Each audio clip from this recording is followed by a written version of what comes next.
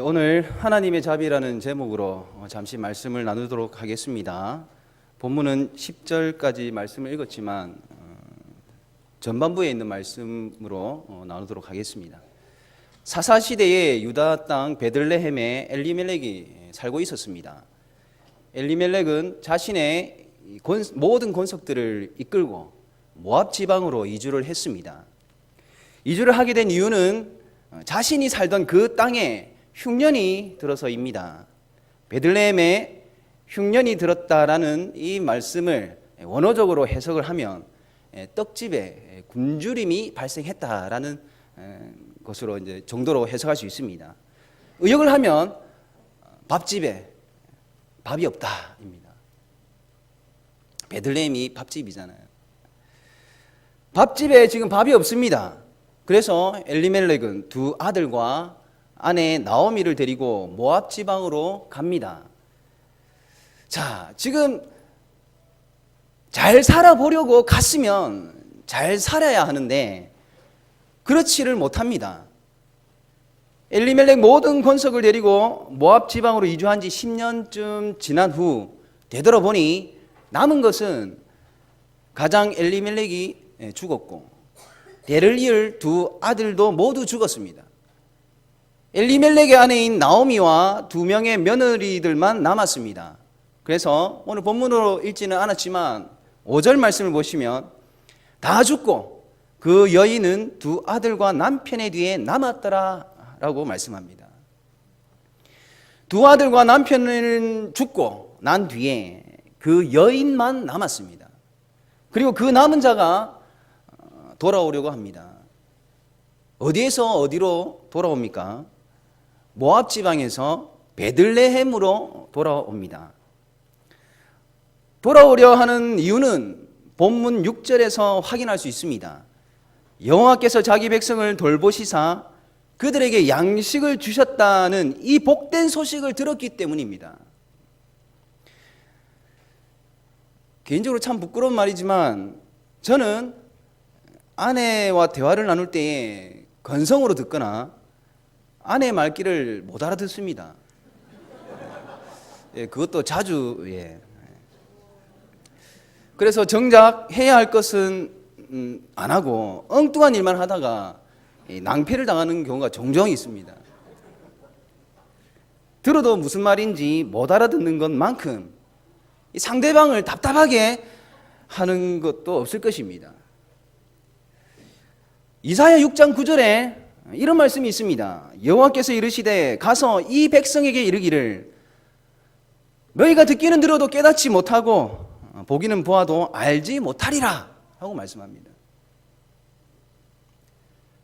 성도에게 있어서 하나님의 말씀을 제대로 듣고 보여주시는 징조를 제대로 보는 것은 너무나도 중요합니다. 왜 중요할까요? 성도가 얼마만큼 잘 듣느냐 하는 것은 하나님의 말씀에 대한 판단 능력에 직접적인 영향을 끼치기 때문입니다. 그래서 요한계시록 2장에서 3장에 걸쳐서 7교회를 등장시키고 그 7교회에 하나님께서 말씀을 주십니다. 그 마지막 말씀에 당부하시는 말씀이 귀 있는 자는 성령이 교회들에게 하시는 말씀을 들을지어다 라고 말씀하십니다. 하나님의 말씀을 잘 들어야 합니다. 말씀을 잘 듣는 가장 좋은 방법은 무엇일까요? 쉬운 방법이 있습니다. 우리 담임 목사님께서 강단에서 선포하실 때에 집중해서 잘 들으시면 됩니다. 아닙니까? 그 다음으로 좋은 방법이 있습니다. 우리 박건주 목사님 설교하실 때에 집중해서 잘 들으시면 됩니다. 그 다음에 또 방법은 무엇일까요? 김영덕 목사님 말씀을 잘 듣고 그 다음에 이제 우리 김용호 목사님 말씀을 잘 들으시면 됩니다. 이 강단에서 선포되어지는 말씀이 이 성경에 기록되어 있는 하나님의 말씀을 너무나도 쉽게 만들어서 선포되어지는 말씀이지 않습니까? 그래서 이것보다 더 듣기 좋은 말씀이 어디 있겠습니까? 더 쉽게 듣는 말씀이 어디 있겠습니까? 또 하나님의 말씀을 듣는 것만큼 하나님께서 보여주시는 징조나 행하시는 일들을 잘 볼 수 있는 것도 굉장히 중요합니다. 신명기 16장 19절에 이렇게 말씀이 기록되어 있습니다. 뇌물을 받지 말라. 뇌물은 지혜자의 눈을 어둡게 하고 의인의 말을 굽게 하느니라 라고 말씀합니다. 눈을 어둡게 한다라고 하는데 이게 무슨 뜻이냐? 판단 능력이 흐려진다라는 것입니다. 하나님께서 이스라엘 백성들을 출애굽시킬 때에 지도자로 세웠던 그 모세를 우리는 다 기억하실 것입니다. 모세가 죽는 순간에 체력적인 상태가 어땠는지를 말씀에서 확인을 해보면 신명기 34장 7절에 이렇게 확인할 수 있습니다. 나이 120세였으나 그의 눈이 흐리지 아니하였고 기력이 쇠하지 아니하였더라 라고 합니다. 눈이 흐리지 아니하였다는 것은 하나님의 뜻을 잘 분별하여 판단할 수 있는 능력이 아직까지 있는 사람이라는 뜻이에요.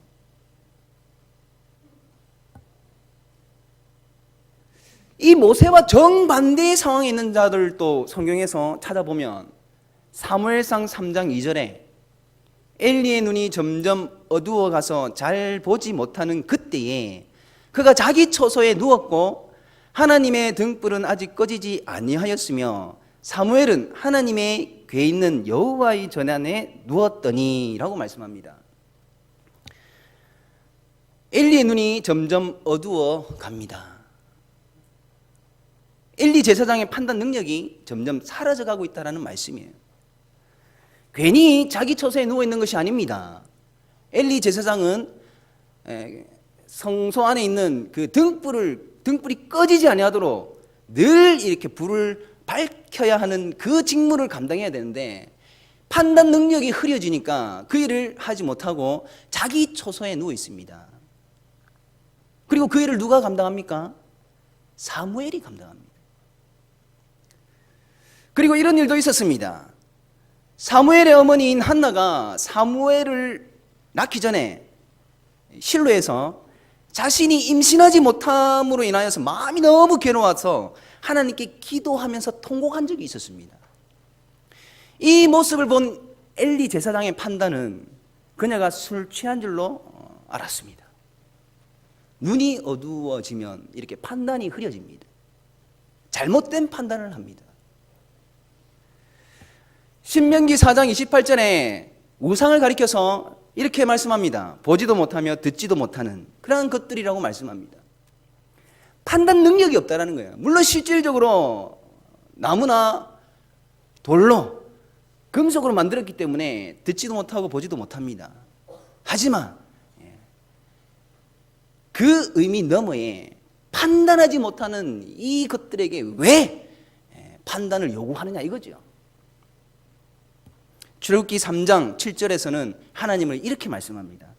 내가 애굽에 있는 내 백성의 고통을 분명히 보고 그들의 감독자로 말미암아 부르짖음을 듣고 그 근심을 아시는 분이라고 말씀합니다.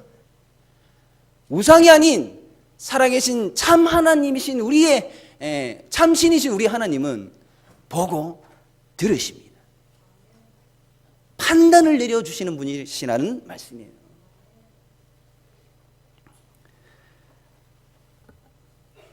우리가 예배하고 섬기는 하나님께서만이 판단할 수 있는 능력에 살아계신 참 신이십니다. 이 사실을 한순간도 잊지 마시기 바랍니다. 제대로 보고 제대로 듣는 것은 중요합니다. 사사시대의 이스라엘은 여호수아를 통하여서 하나님께서 하신 말씀대로 율법을 입에서 떠나지 말게 하고 주야로 그것을 묵상하는 것뿐만 아니라 반드시 지켜야 할 것이 또 있었습니다.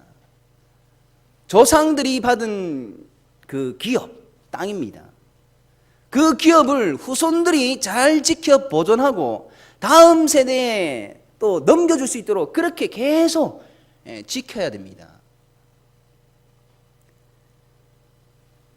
그런데 룻기에 등장하는, 오늘 본문 말씀에 등장하는 엘리멜렉의 이 권속은 기업을 싹 정리를 하고 모압 지방으로 이주했습니다.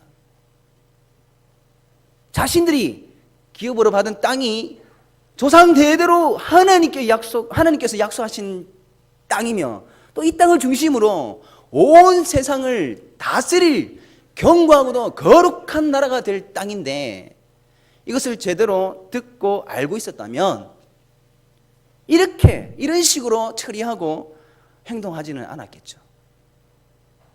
듣지를 못하고 보지를 못하니까 이러한 잘못된 판단을 하게 됩니다. 그 베들레헴, 유다 땅 그 베들레헴에 흉년이 들었을 때에 그것을 보았으면 제대로 그것을 해석을 해낼 수 있어야 됐습니다. 근데 그것을 제대로 못 본 거예요. 그리고 모압 지방에 가서 거류하였다라고 말씀을 하는데, 이게 원어로 직역을 하면 모압 들판, 모압 초지에 가서 거류하였다라는 말씀이에요. 하나님께서 기업으로 주신 그 땅을 보니까 흉년이 들었습니다. 그래서 고개를 동쪽으로 살짝 돌려서 저 펼쳐진 모압 들판, 모압 초지를 보니까 눈에 들어오는 그 풍광이 베들레헴하고는 완전히 다른, 마치 여호와의 동산과 같이 그렇게 자기 눈에 싹 들어오는 거예요. 그래서 가자 하고 이주를 했습니다. 그러나 그곳은 모압 땅입니다. 성소가 없는 곳, 예배가 없는 곳, 비록 육신의 약식이 풍족하게 있는 곳이라 할지라도 생명의 양식이 요만큼도 없는 곳이 모압 땅입니다. 이것을 보지 못합니다. 이제 이 권속이 유다 땅 베들레헴으로 돌아오려고 합니다.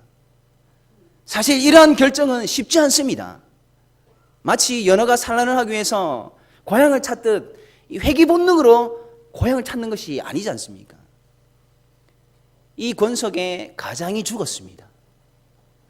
대를 이어갈 장남이 죽었고요. 뿐만 아니라 남은 아들까지 죽었습니다. 이 권속들 중에 남은 자라고는 미망인들 뿐입니다. 잘 살아보려고 떠났던 고향인데 지금의 상황으로 돌아가는 것은 결코 쉽지 않습니다.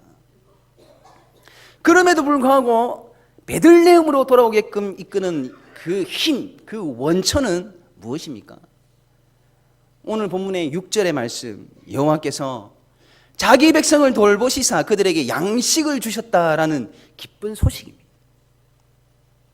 이 기쁘고 복된 소식을 들었기에 부끄럽고 수치스럽고 넘사스러움마저도 마다하지 않고 이 돌아가려는 그런 바른 판단, 바른 결정을 하고 있습니다. 이렇게 한번 가정을 해봅시다. 룻기 1장 21절에 보시면 나오미가 모압 지방으로 이주할 때 내가 풍족하게 갔다라고 이렇게 말씀하고 있습니다. 만약에 이렇게 풍족하게 이주를 했는데 남편이 죽지 않았다면 이 본문의 6절에 말씀하는 이 기쁜 소식을 과연 들을 수 있었을까? 저의 대답은 아니다입니다. 물론 지극히 개인적인 경험을 바탕으로 생각한 답이긴 하지만 아니다입니다. 또 다른 가정도 세워봅시다. 만약에 남편은 죽고 아들들은 살아 있었다면 이 복된 소식을 들었을까? 이 대답도 아니다입니다. 제가 생각한 것보다 많은 우리 아내분들이 남편보다는 자식분들을 더 사랑하고 더 의지하는 것처럼 보입니다. 남편의 식단보다는 자녀분들의 식단을 더 신경 쓰는 것 같고요.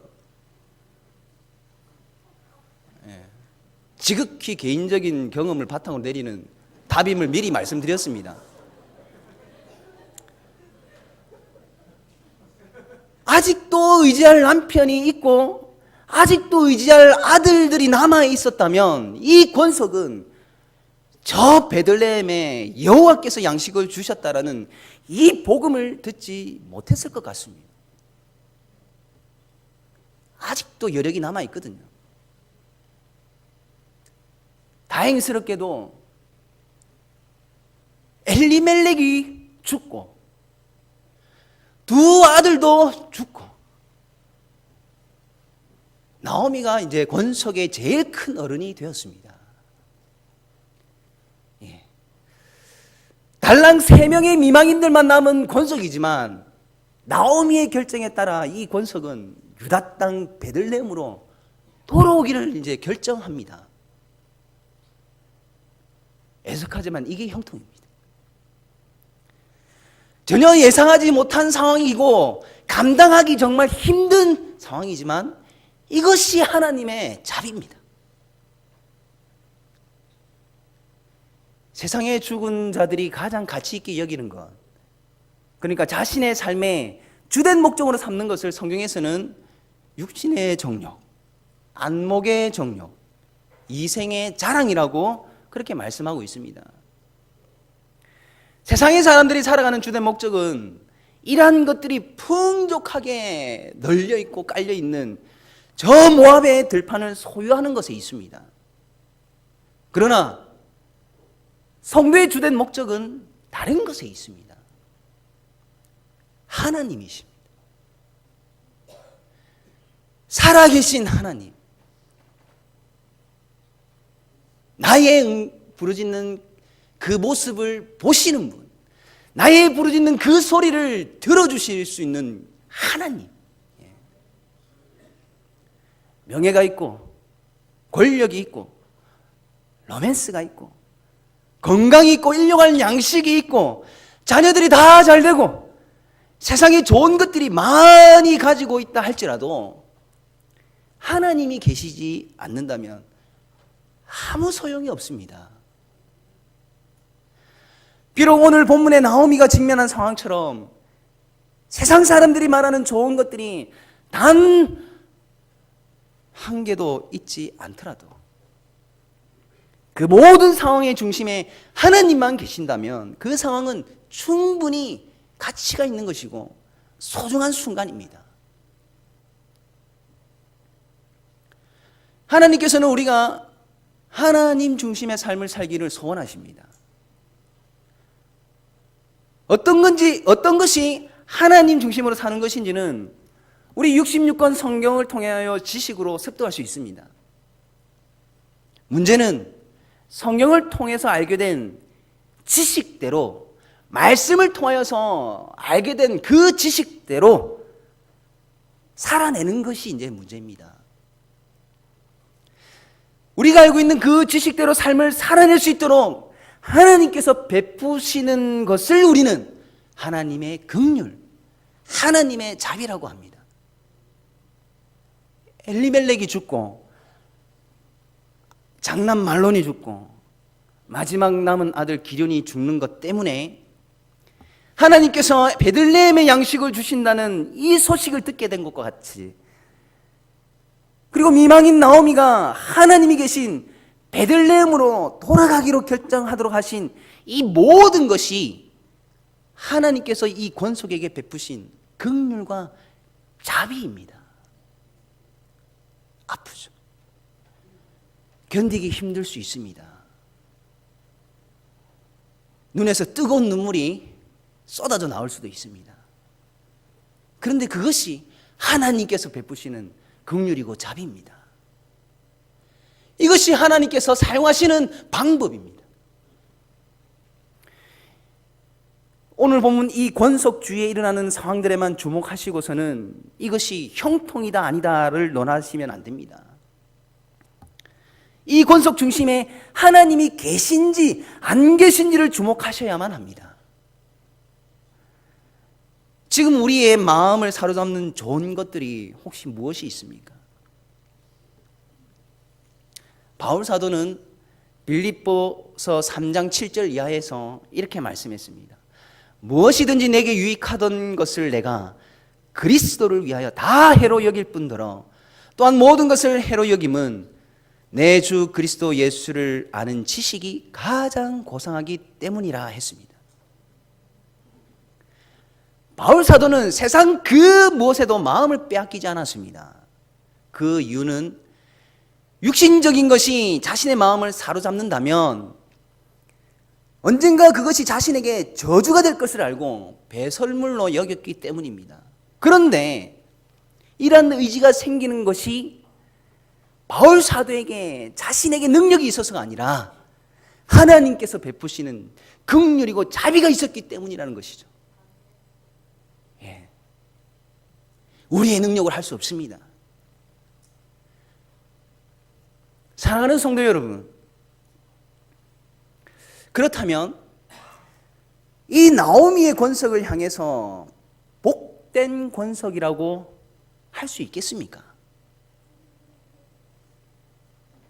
우리는 말할 수 있어야 됩니다. 이 육신은 본능적으로 떨리고 슬프고 힘들더라도 우리는 입술로 고백할 수 있어야 됩니다. 이것이 야말로 복된 것입니다. 하나님이 함께 계신다라는 이 사실이 복된 것입니다. 하나님과 성도 사이에는 마치 부모 자식 관계와도 같아서 히브리서 12장의 5절 이하에 이렇게 말씀합니다. 또 아들들에게 권하는 것 같이 너희에게 권면하신 말씀도 잊었도다. 일러스되 내 아들아 주의 징계하심을 경히 여기지 말며 그에게 꾸지람을 받을 때에 낙심하지 말라. 주께서 그 사랑하시는 자를 징계하시고 그가 받아들이시는 아들마다 채찍질 하심이라 하였으니 너희가 참음은 징계를 받기 위함이라. 하나님이 아들과 같이 너희를 대우하시나니 어찌 아버지가 징계하지 않는 아들이 있으리요. 징계는 다 받는 것이거늘 너희에게 없으면 사생자요 친아들이 아니니라. 아멘 하시기 바랍니다. 하나님과 성도 사이가 부모 자식 관계뿐만 아니라 부부 관계로도 말씀합니다. 대표적인 성경이 호세아 성경입니다. 호세아 2장 19절에 하나님께서 이스라엘을 향하여 이렇게 말씀하십니다. 내가 내게 장가들어 영원히 살되 공의와 정의와 은총과 긍휼히 여김으로 내게 장가들며 진실함으로 내게 장가들리니 내가 여호와를 알리라. 하나님께서 말씀하셨습니다. 하나님께서 신랑이 되시고 이스라엘이 신부가 됩니다. 이스라엘이 하나님의 신부로 표현이 되듯이 지금 모압 지방으로 이주한 이 권속도 하나님의 신부로 표현할 수 있습니다.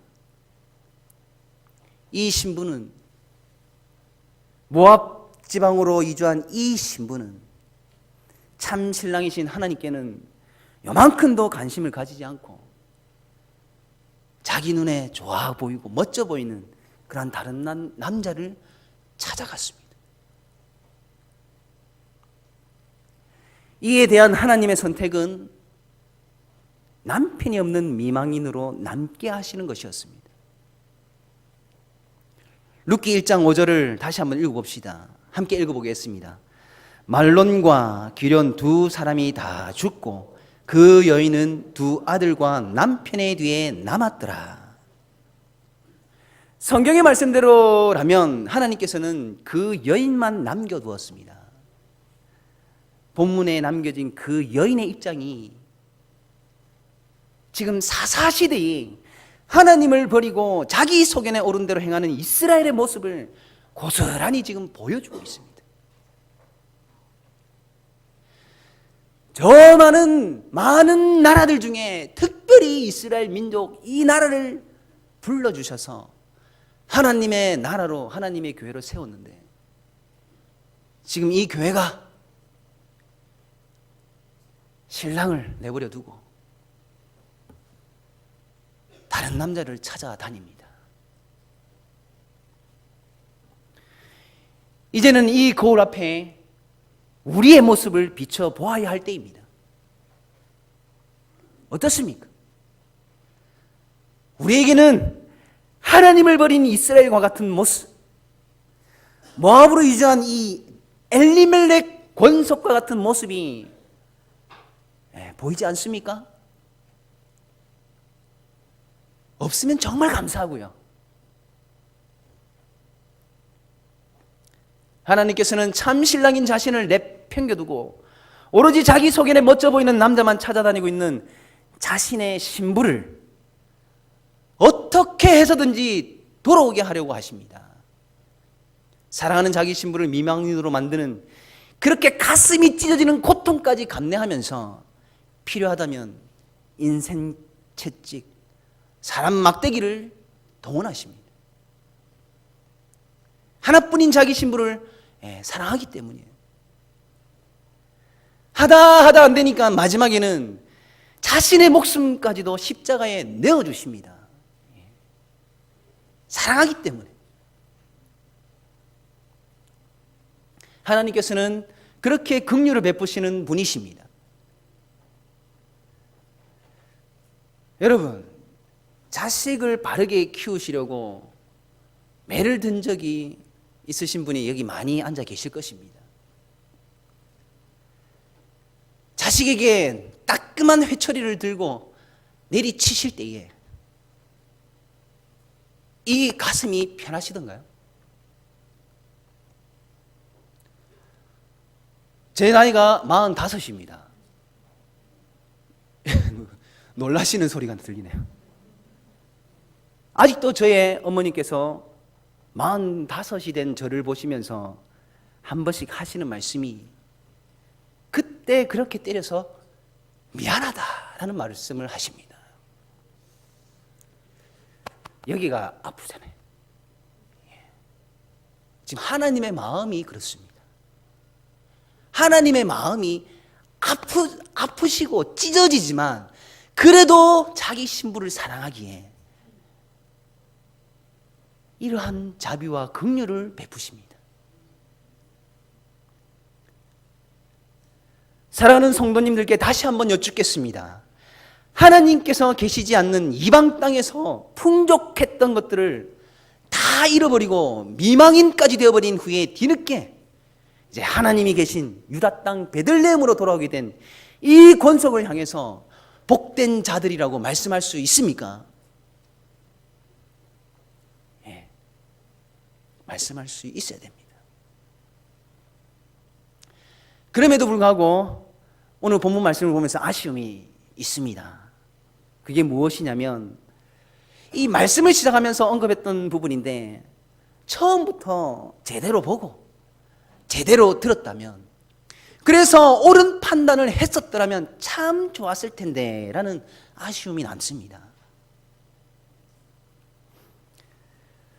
저와 여러분은 제대로 보고 제대로 듣는 성도가 되기를 간절히 바랍니다. 상황 판단을 정확하게 할 수 있는 성도가 되기를 바랍니다. 누구나 살다 보면 정말 기본적이고 중요한 것들이 있다는 것을 알게 됩니다. 예를 들면 큰 건물의 경우에는 그 건물 전체를 떠받치고 있는 기둥이 가장 기본적이고 중요한 것입니다. 지혜로운 사람은 이 가장 기본적이고 중요한 곳에 집중합니다. 거기에 더 신경을 씁니다. 그래서 지혜로운 사람은 의외로 단순할 수밖에 없습니다.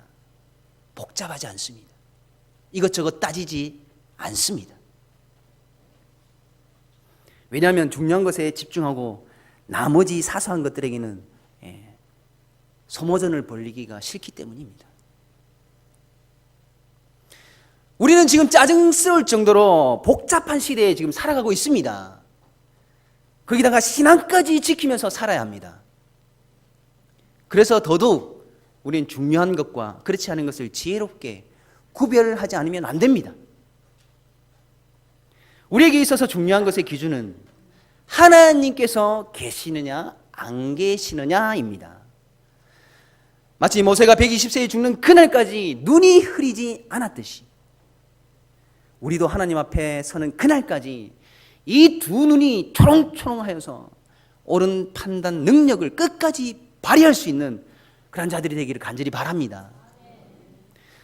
우리가 방금 아멘으로 화답하셨듯이 하나님의 말씀을 정확하게 들으시면서 또한 늘 아멘으로 화답하는 자들이 되기를 간절히 바랍니다. 본문의 엘리멜렉의 건석처럼 옳은 판단의 능력을 상실하여서 부족하고 연약한 선택을 할 수도 있을 것입니다. 만약 그랬을 때에 긍휼을 베푸시는 하나님을 기억합시다.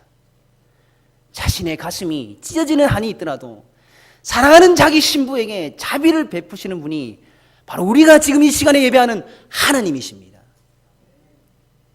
하나뿐인 독생자들 예수님을 십자가에 죽이면서까지 우리를 사랑하시는 하나님이십니다. 한없는 자비를 베푸시는 하나님을 항상 기억하며 신뢰하시는 우리 모든 성도님들 되시기를 간절히 바랍니다.